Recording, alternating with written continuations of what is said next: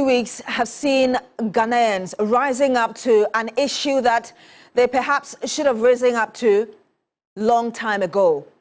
And not just that, but also sustained the fight against it. Over the past days, we've seen organized labor sticking its neck out, declaring a strike that is supposed to take effect from the 10th of this month. That deadline or ultimatum given to the president and the government will expire on Thursday, October 10, 2024. But in the midst of that, people are still asking questions as to whether or not the current government is not buying time by even meeting organized labor to, as it were, give it more time.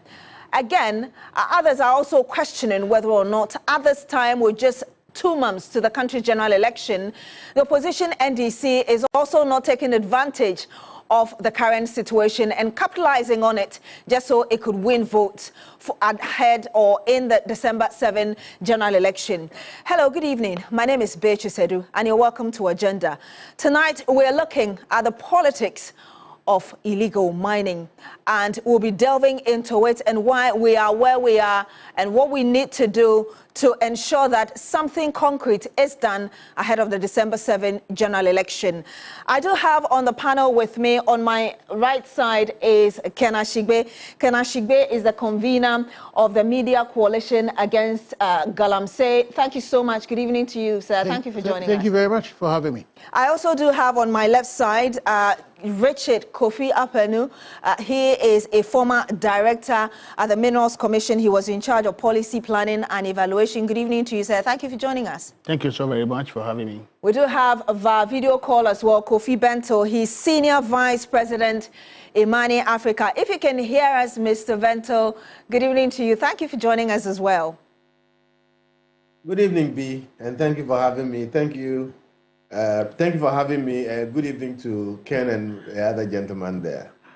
Indeed. And let me just give you some facts even before we go into the conversation. I just told you that organized labor met the president last week and talked about, well, the president wanted to meet organized labor and at that meeting demanded that the government is given some time to find, as it were, a holistic approach towards dealing with illegal mining. At that meeting, organized labor declared that strike that I just told you about, which the members say that they will embark on from Thursday. Again, organized labor decided to have another meeting today to firm up on the decision as to whether or not to embark on the strike. And at today's meeting, the leadership of organized labor said that it was going ahead with a strike if it doesn't hear anything from the presidency before the 10th of this month. And it said that it was not satisfied with the response that the presidency gave the leadership when members met them. And I'll just go through it very briefly to you. That response that organized labor says it's unhappy with, the reason it decided today it will proceed with this strike that it has declared from the 10th of this month. And there was a statement issued by the Ministry of Employment and Labor Relations. I will just take you through a bit of it. It says that government will collaborate with organized labor and other stakeholders in the fight against illegal mining. Also, that the government will take steps when Parliament reconvenes this month to revoke the Environmental Protection, that's Mining in Forest Reserves Regulation 2023, LI 2462. The statement also said that the Attorney General will collaborate with the Chief Justice to set up courts dedicated to the prosecution of illegal mining, and the Attorney General will collaborate with the Chief Justice to also ensure swift adjudication of illegal mining. And then the last point that the government gave in that statement, government supports the call for all presidential candidates to sign a pact committing to the fight against illegal mining. Mind you that there were two major things that organized labor asked for, that the presidency and the government declares a state of emergency. We've heard the lands minister say that that is too draconian, and this didn't also declare that it was going to declare a state of emergency. Organized labor also asked for a ban on all forms of small-scale mining, just so we are able to deal with the situation. And we'll go into the statistics, even regarding how many licenses have been issued since, let's say, 2016, 2017, up till now. But let's get the conversation going. And I'll start with you, Mr. Apenu. We just talked about the politics of this very issue we're dealing with. We've had a number of government reps saying that on and off record that the timing for this fight is wrong because we are looking at winning an election and we are looking at getting more seats after it lost a number of seats ahead of the 2020 general election. How do you think politics has brought us where we are in this fight? Well, thank you very much for your question. I think that clearly, if government were actually committed to this fight should have been started way back in 2017 when they took over. There were a lot of things that were in place at the time. For example, we had an artisanal and small-scale mining framework, which was developed through broad stakeholder nationwide consultation.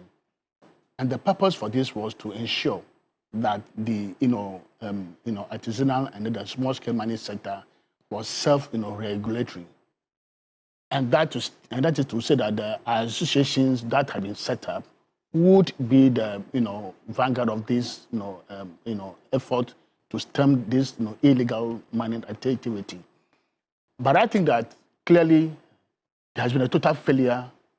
There has been a total policy failure in trying to ensure that illegal mining is eradicated from our above. How do you mean by total failure of policy? Well, you can see the surge in the stability levels of the water bodies that we have.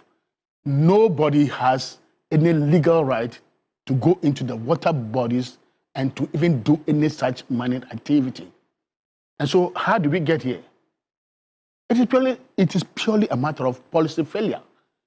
Government had not been able to ensure that those who are doing this in the full glare of the public have been let off the hook over the years.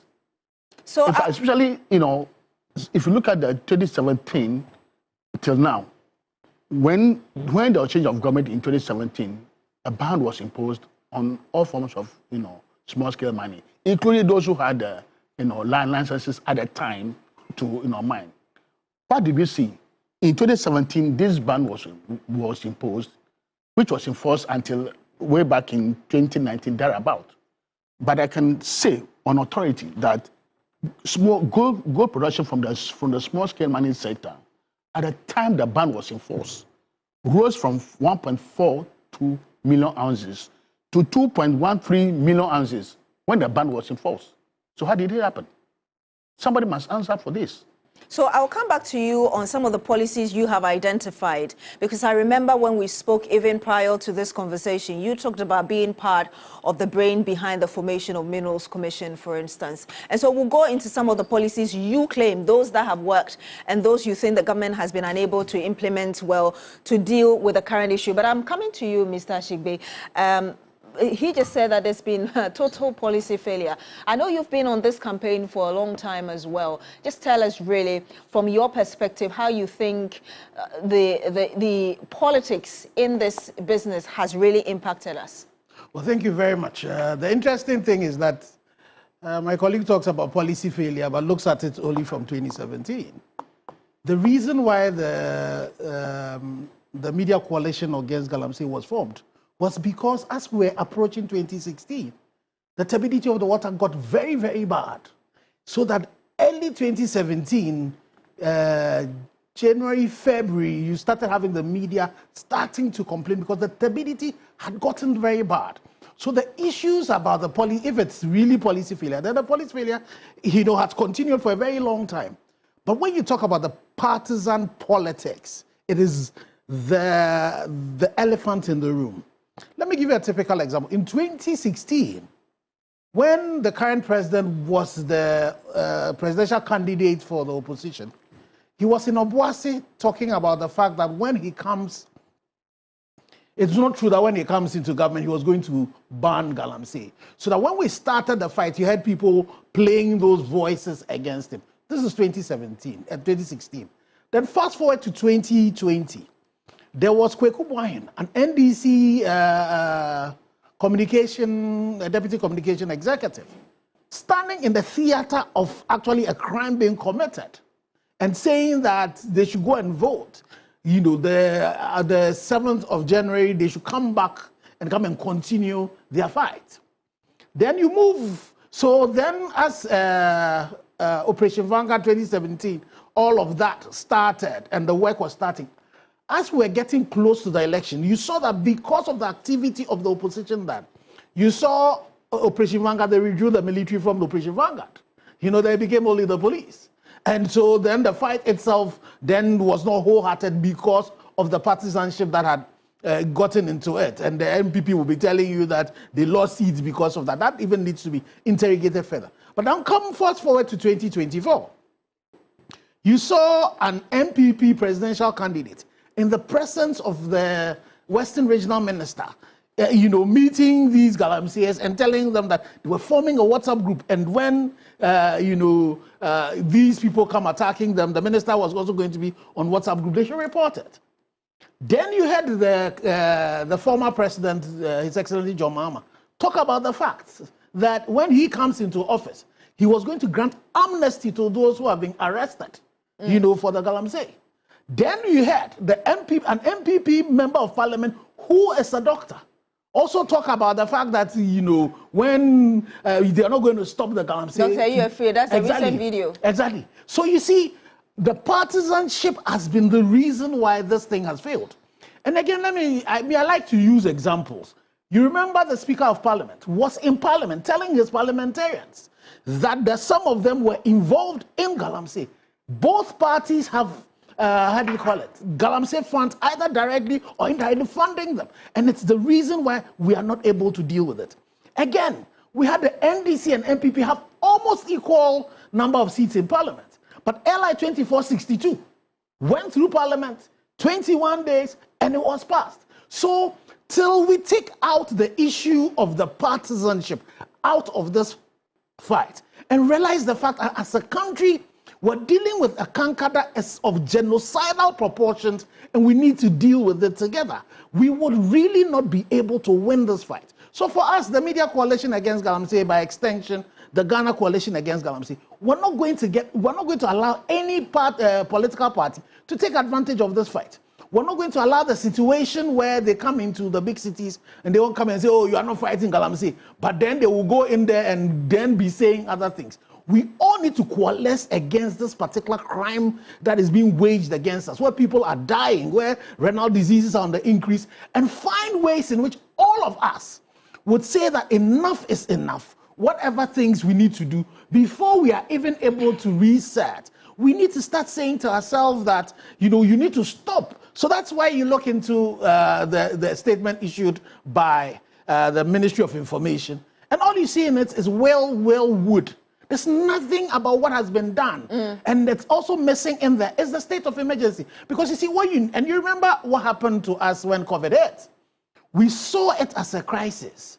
So that the president immediately told all of us, a shutdown was done in the Accra, and the Kumasi areas. We're told to stay indoors because we realized the fact that our lives were at risk. And currently, that's what is happening with this Galamsey fight. So for you, we shouldn't be surprised that we are having this kind of lackadaisical attitude from both parties as regards to dealing with the issue. Correct. You go back and look again at their manifestos. So you take most manifestos, and they all seem to be just trying to, placate those who are involved in it and talk about things that they will do. Some have a lot of interesting things.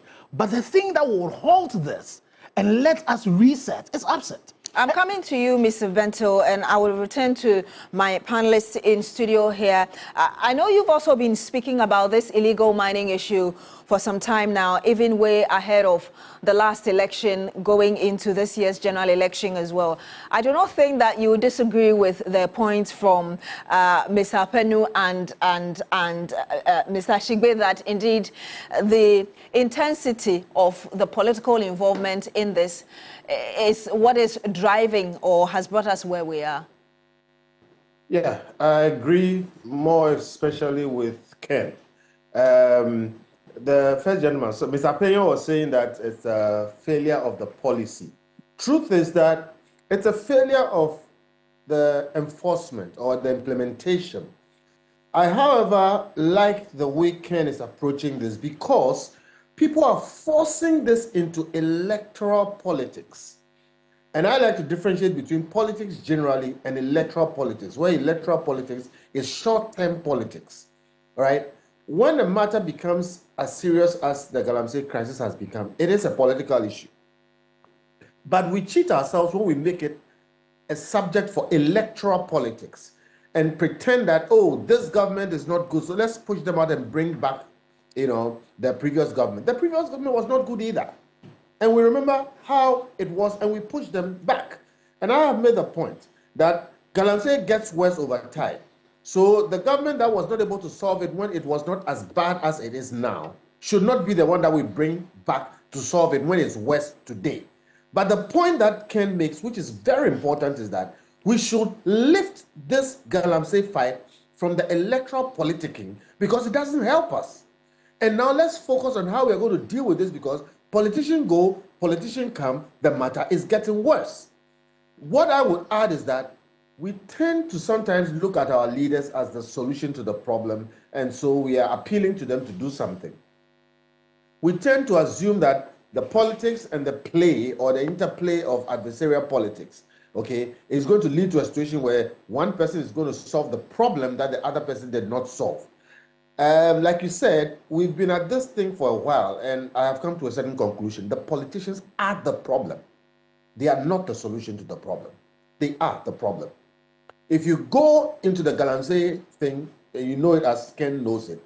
Out of every 100, the majority are politicians or politically related persons. And a lot of the Galamsey funds are going into political parties.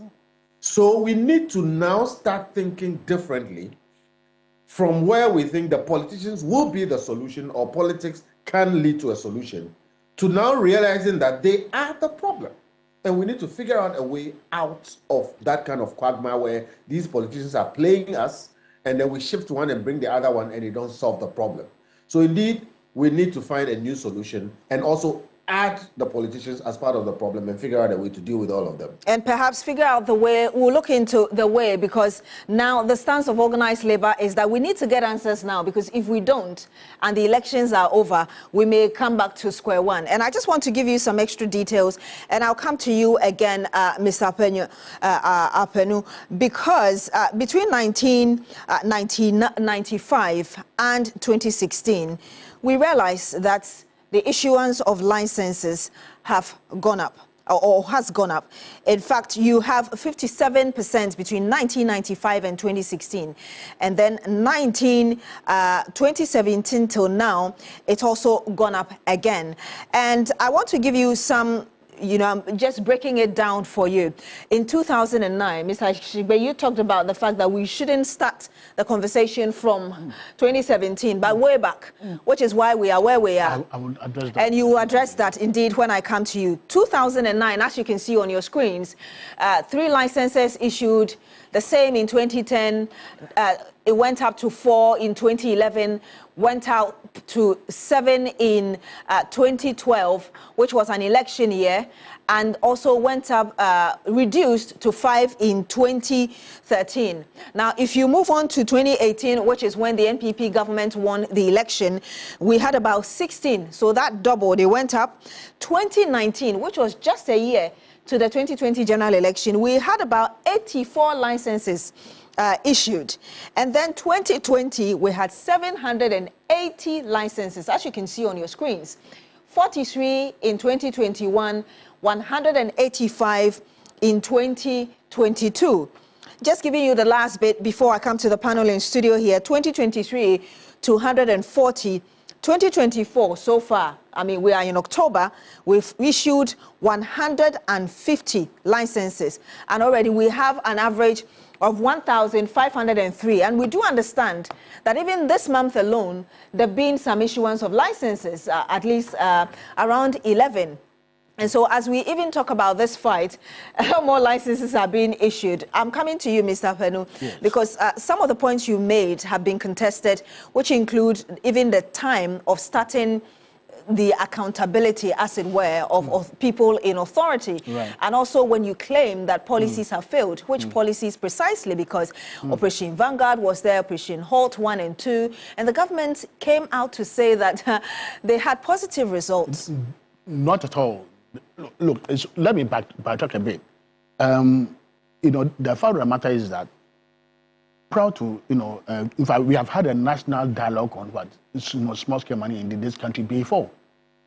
And these were to look at the issues that pertain to the small-scale money sector and how we could address them. This is not the first time that we had, you know, Operation Galam Stop or whatever. They had existed under the previous, you know, regime.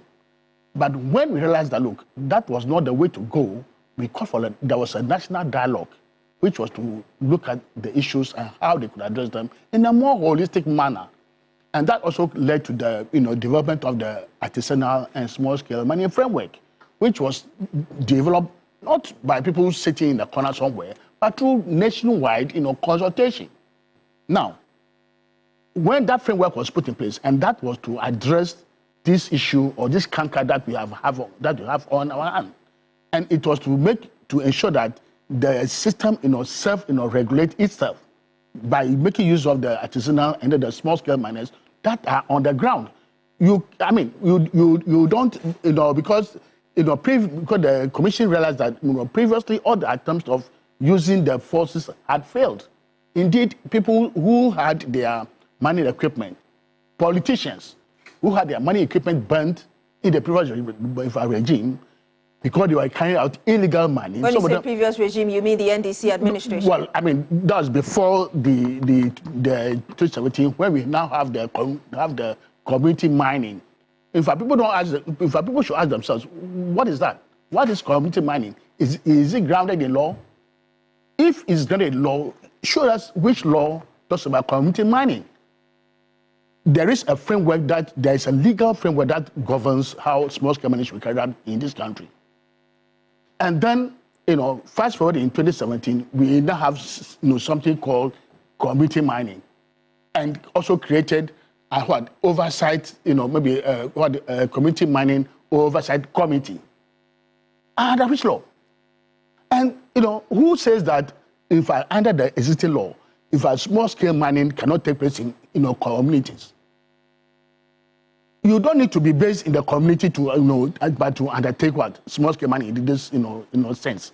But we have got a system created called community mining scheme, which is not grounded in law, and then it said that but it's to help regulate the illegality of activities. Has it achieved it?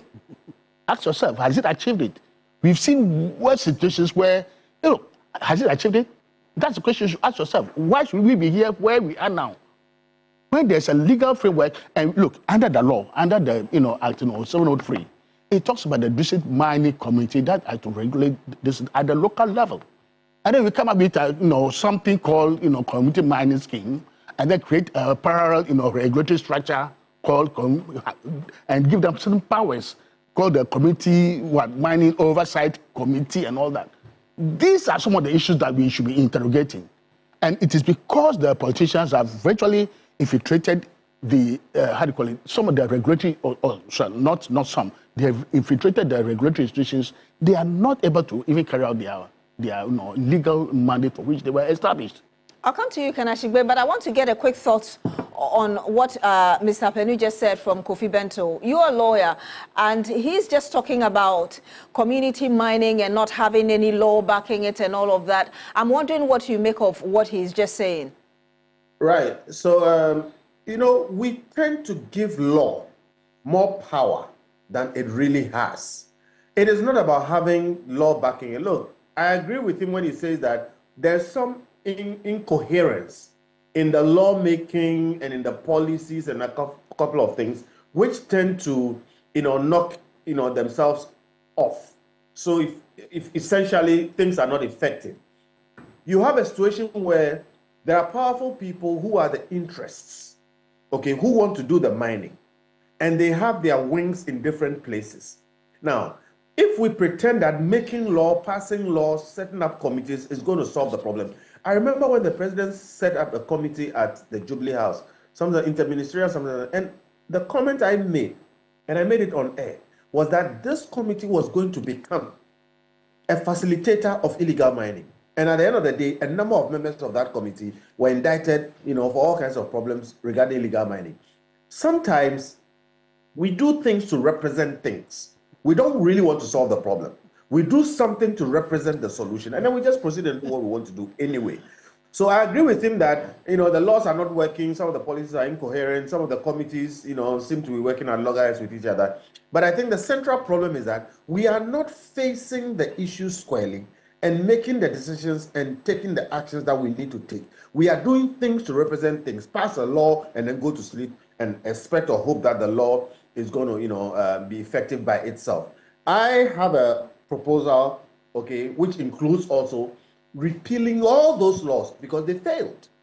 One of the central tenets of law reform is that when a law clearly has failed, there is no more reason to keep it on the books. So the law clearly has failed. It is a catastrophic failure. That's why we have what we have. We need to clear all those laws and then sit down and figure out something, not because we want to make laws, but something which is about how do we have a certain set of outcomes, and then what will enable those outcomes. If a law will do that, let's do it. But let's not pass laws for the sake of passing laws. Let's not pass laws for the sake of passing laws. So repeal and bring which laws? That's something that we certainly will have to go into when we come back. But you're still here on Agenda on TV3. We are talking about the politics of illegal mining and why the serious politicking of this issue has brought us where we are, both parties that have been in power, and why there seems to be this lethargic attitude, as it were, towards dealing with the matter. I have in the studio with me Richard Kofi Apenu. He's a former director at the Minerals Commission in charge of policy and evaluation, policy planning and evaluation at the time he was there. I also do have with me Kenashigbe, who is a convener of the Media Coalition Against Galamsey. We have Kofi Bento, who has joined us via video call. When we come back, we'll go into the repealing of the laws Kofi Bento talks about and really some of the practicable solutions we need ahead of the December 7 general election. Don't go away.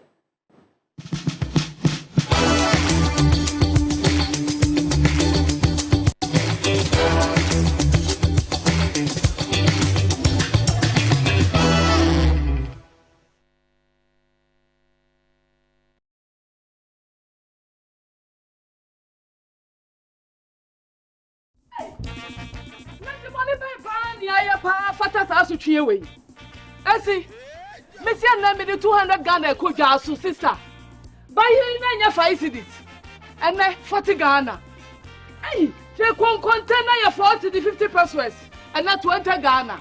And na adanchini olonka do 30 Ghana. Adai, o mai ba mu ne we. Won so wo kasa, me hwe odin. Hwa, dokura me di 20 Ghana o. Ah me pay kura me nyi 15 Ghana cedi a day. Omo be ne ewo mi, ya koye anate ye san bai. Hwe, enye duane bo nko an ekosoro. John Dramani Mahama time. Smith 1 bag. Ne ye 24 Ghana cedis. Me nko to Smith 1 bag a, ye say eye 108 cedis. Ayon Ross ye beton say. It is say wo si dan a. Say and I will say. John Dramani Mahama ba ma gie a. Ye be wo. Ya nya bibia fa ho okom be ku yen yo. Okom ne de enku yen. Ye be fa ye ho adwen pa. Na MPP aban. Wadi ehwamo ankasa. Me de minim wo haw. Na me de mehwe masetinam na mato ababa. Ene sa na tie de a. Eye akufu ade ne ni ba wo mi a. Nyame ya dom ne se December 7 dura. Ye be tuo masese de YouTube. Ye be tu ankasa. Hwe wasetinam moto abapa. E de sakra ya papa beba wa brabo mu. To abama John Mahama ne NDC. When the sun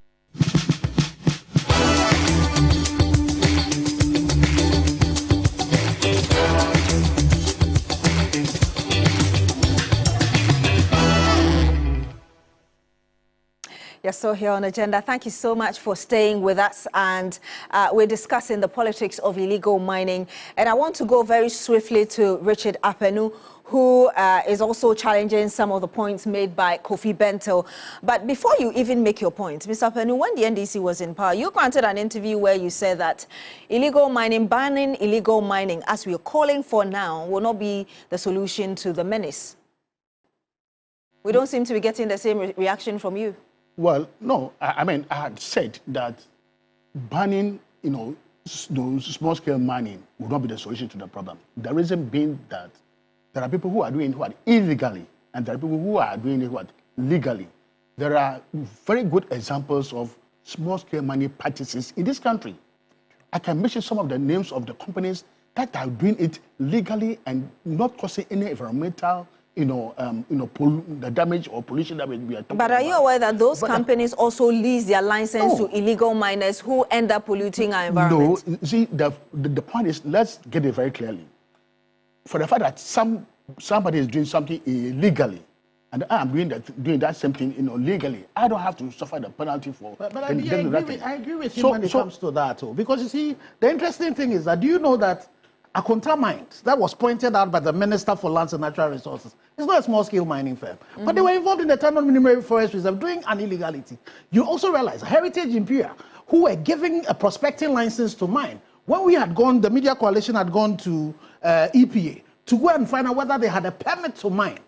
They were mining in there. And even when they went to court, brought a case against Erastus, they stated in court that they are mining operation. That is also not a small-scale mining firm. When you go into most of the people who are in the forest reserves mining, none of them are the small-scale miners. So I think we need to make that distinction that there are small-scale miners who are mining very responsibly, and there are even large-scale miners, some of them also mining. So the illegality has nothing to do with the scale. It just has to do with people who are not doing the right things. Some of them have been given licenses, they then give the license to people, or they are not mining at the right places that they are supposed to be mining. So I think when we start making the conversation, it is very important to really separate small-scale mining from the illegality, and the illegality straddles all the sectors. That's very, very important. So we shouldn't ban small-scale mining. That's what you're saying. So I'm saying. So if you go back again, read what the Media Coalition said. Read what TUC also said. They talked about banning every mine. You see, for the water bodies and the buffers, there's no ban, because it's an illegality. So it's just enforcing the laws that we refuse to do. It is in the forest reserves that they ask that you ban all sorts of mining, both legal and illegal, in the forest reserve. So if you're a small scale miner in the forest reserve, that is where the call is for you to be banned. But on the water bodies and the buffers, that one, and then also you have the situation where some mining concessions almost cross the buffers, and so that definitely has to be revoked. So those licenses have to be revoked. But if you are a small-scale miner and you're not mining close to any water, unless you want to go the El Salvador way, where we then say that all mining, so then it will not be only small-scale, it will be every mining has to stop. Have to be revoked, but at this stage, we haven't seen any action or any posture, as it were, that gives the assurance that they are going to revoke any license, whether legal or illegal. But that's the pain, and it's the reason why you see that organized labor then would say that they would go ahead. Because when you read that statement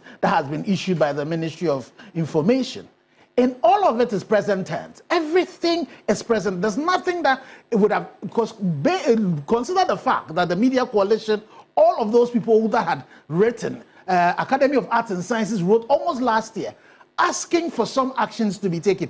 All we're hearing is well. Some of them are even the things that we've done that have brought us to 14,000 NTUs. So definitely the president is not showing us that any action will be taken. Typically, let me give you an example of LI 2462. The president could, Parliament could actually sit virtually. The new standing orders gives Parliament the opportunity to sit virtually. So they don't need to even reconvene. But again, Parliament convened when there was some, was it some tax exemptions? That one they came. But the situation where we are dying, the situation where we are being poisoned, was saying that as a state will not. The issue about being able to deal with the situation. And then we are told that enforcements are going to be done. The last 2 weeks, I went to Nkoko. this was after this committee had been set up, and we were told that, the regional ministers were going to get in charge. Sitting in my car on the road between Enyinem and Nkoko, there were, galamsees that you could see from the road.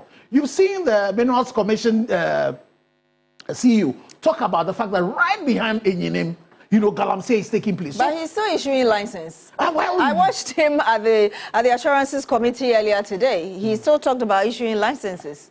Yes, so again, all I'm saying is that, yes, the issue about the number of licenses, and I've heard them, so maybe John might be some of the people who say it, they say that, because in the past, there was a complaint also about this from the small-scale miners who said that, they had licenses that had not been signed by the minister and all of that. And I'm hearing the argument being said that, if we don't give the licenses, they'll go. But the question I also will ask the Minerals Commissioner, do you have the capacity to regulate the number of licenses that you have given? Because if you give the license, and you see, mining is such a very heavy technical job that has a lot of risk. So if you issue the licenses, you need to then have the capacity to manage everyone.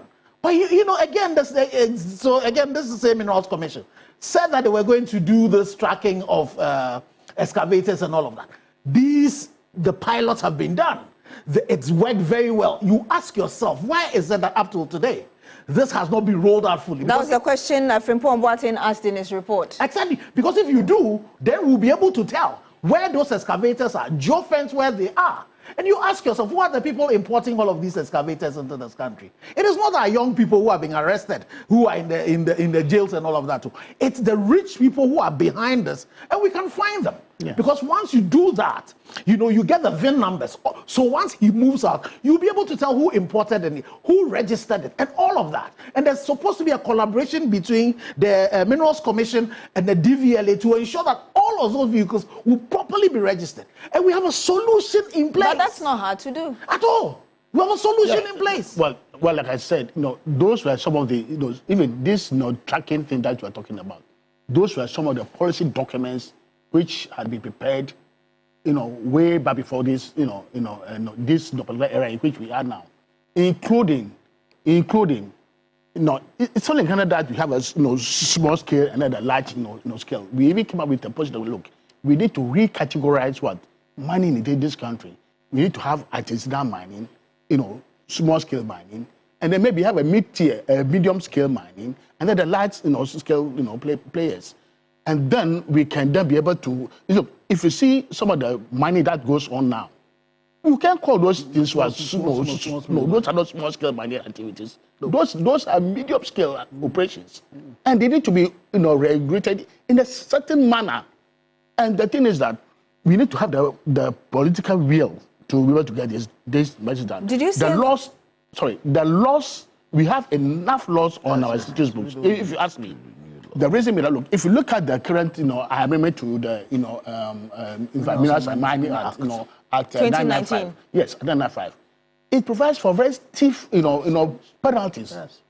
It does. 15 years. 15 years to even for a non-Ghanaian, up to 25 years in certain instances, including those who even manufacture those, equipment, those even transport, even those floating barges, and when they transport, if you aid and then you abet, you are also, so the law is absolutely there. The question therefore is that, why is that? And these are equipment that are, transported in the full glare of everybody, including the police. We have several police checkpoints on the way, and they go right into the forest. Look, there are instances where, and I just told you of an example where, somebody's, one of the politicians, I don't mention him, whose equipment were actually burnt, and he had the audacity to go to court and sue government, claiming millions of dollars. These are the real. So, and think that because the powers that be probably would, support him. I'll come to you very shortly, Mr. Bento, but I just want to get clarity from what you said. Did you say that before the current administration, there were documents and policies you were working on? Absolutely. Were some of them done? Well, when you actually politicize things... No, I'm not politicizing it. No, I'm not you. I'm not saying you as a person, but as a country, if we turn to political things, this is where we would get to. That's fantastic. Now, I had mentioned the artisanal and small-scale mining framework, which was in place, and this was a document which was to self-regulate the industry and to do away with this calam stopping, which were a total failure. I'm actually... I'm just coming, if you mean... I'm not done with my question. Oh, sorry. Yes, so what I was asking was, I just wanted to be sure that those documents were ready for implementation. Absolutely, they were in place. So I want to assume that when Kufuor left the power, when Kufuor left power in 2008, when Mr. Mills came in, Professor Mills came in, right. After which, unfortunately, after his demise, the former President John Mahama had to take the reins of power. Right. You were at the Minerals Commission at the time. Minerals Commission. So why wasn't this implemented? Wait a minute. See, we got our, small scale. Sorry, we had our money policy developed in 2012. And that was the first time we ever had such a document, which was a comprehensive document developed for this country in 2012. And then by 2016, we have got the artisanal and small-scale mining framework document prepared. We had the documents which look at the reforms that to deal with for small-scale mining, including the categorization of mining in Ghana, to make sure that we had the artisanal, the small scale and then the medium scale and the large scale. These documents were in place, including the tracking. Why were they not implemented? These were done somewhere in 2016, and then by the 2017, there was a change government. And when but actually between 2012 when it was prepared and 2012 was the money was the what? It was the minerals and money policy of Ghana, right? It's quite different from these documents that I'm referring to, but these are all policy documents which were developed, which had to be implemented. And then came 2017, the then minister that took over took the documents and then talk about the multilateral whatever minister, which was a total failure. Because please,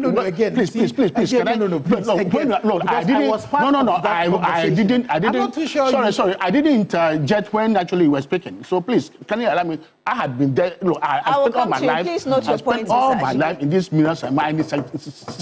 So when I'm speaking, I know. Look, even before, do you know that until 1986.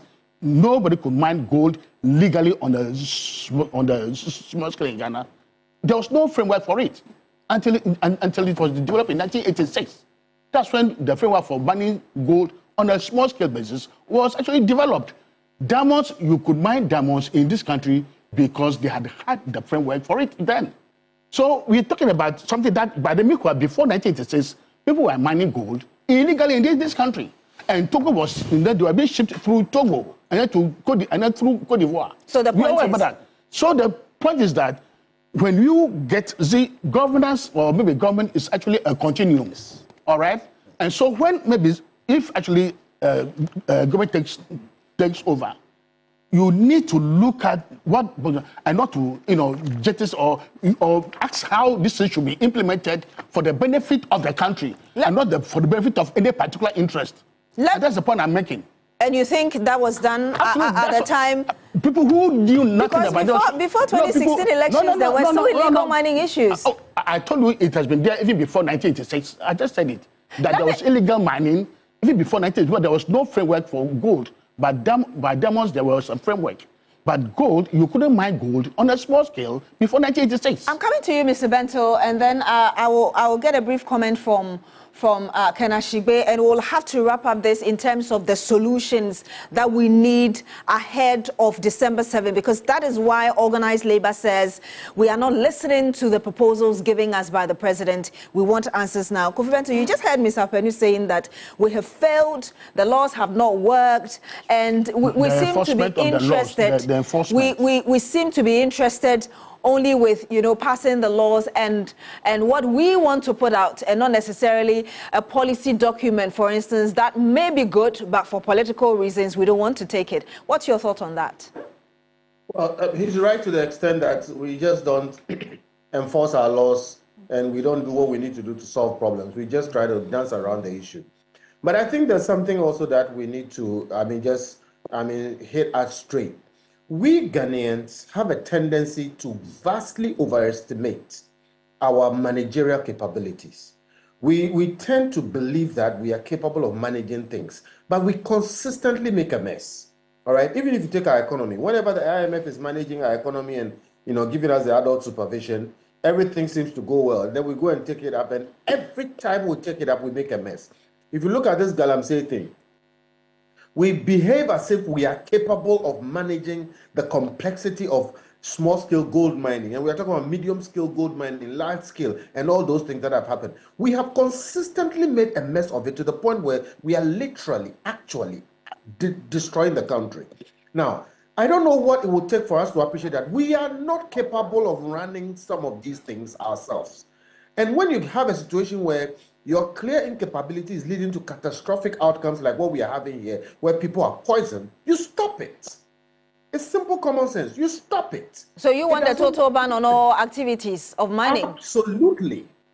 And somebody should, I want one argument, only one, why we should not ban all mining which is not large scale and properly regulated. All.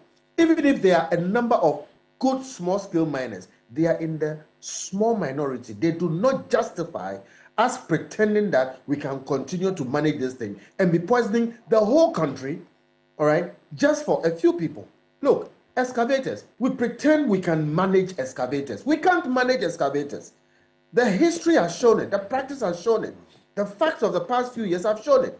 We did pilots to tag excavators. Huge things like excavators, we can't manage them, all right? As far as I'm concerned, today in Ghana, an excavator is a weapon of mass environmental destruction. That's true. And must be treated like a gun.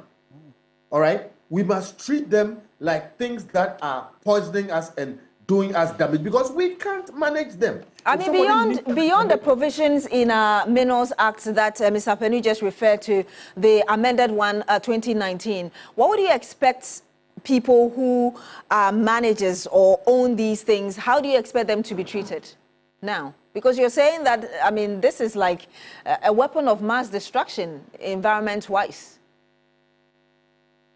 For me, you need a permit to import an excavator. You should need a permit to import an excavator into this country.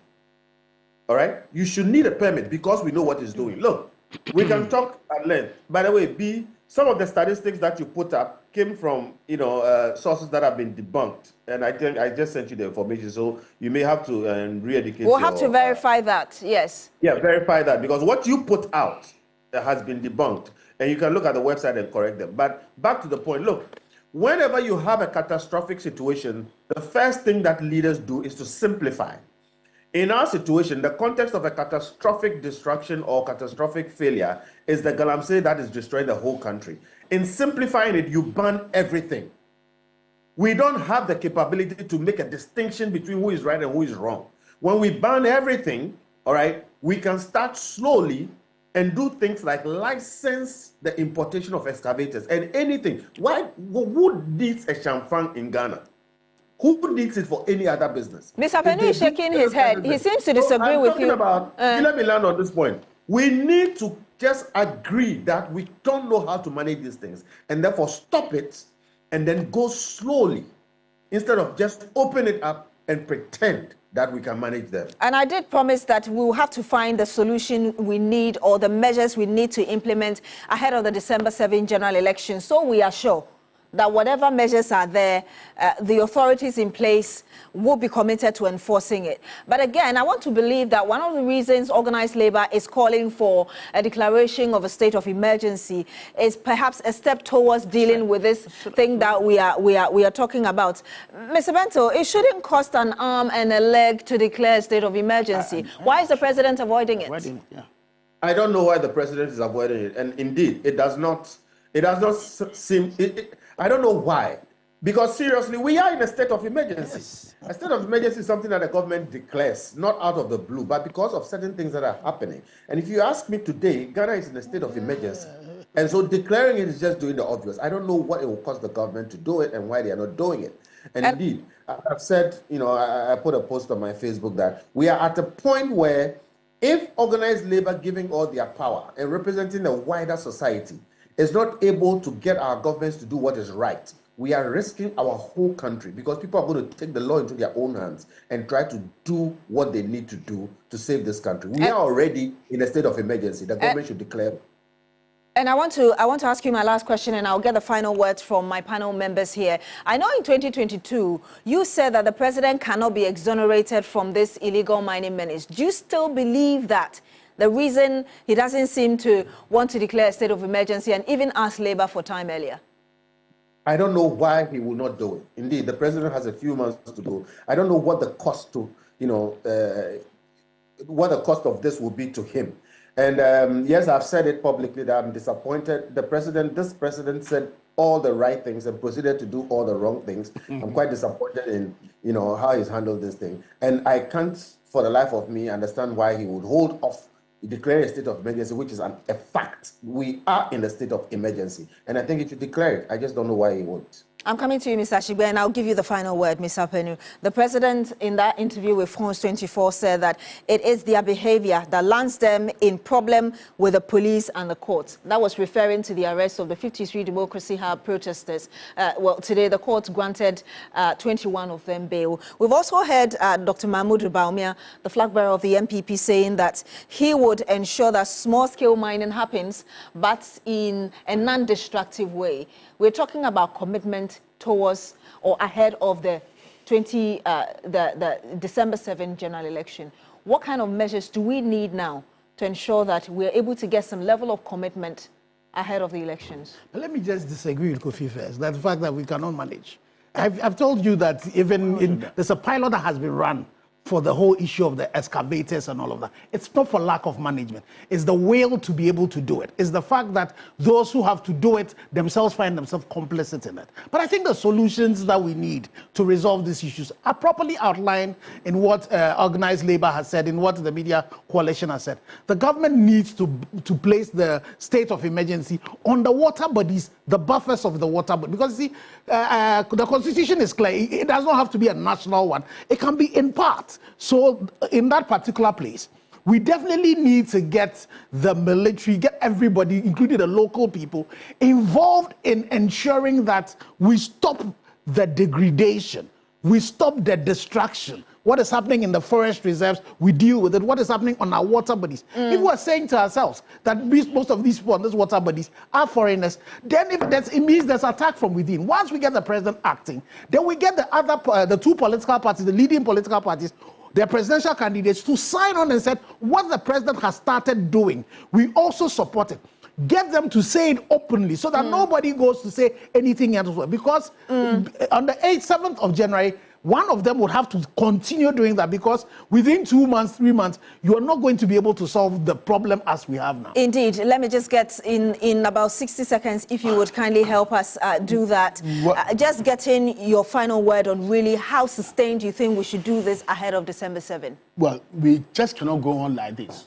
Something has to be done about this. And all the first order, second order, the third order, streams, they need to be protected. If we stop all the, maybe the pollutants going into the streams, we will be, safe.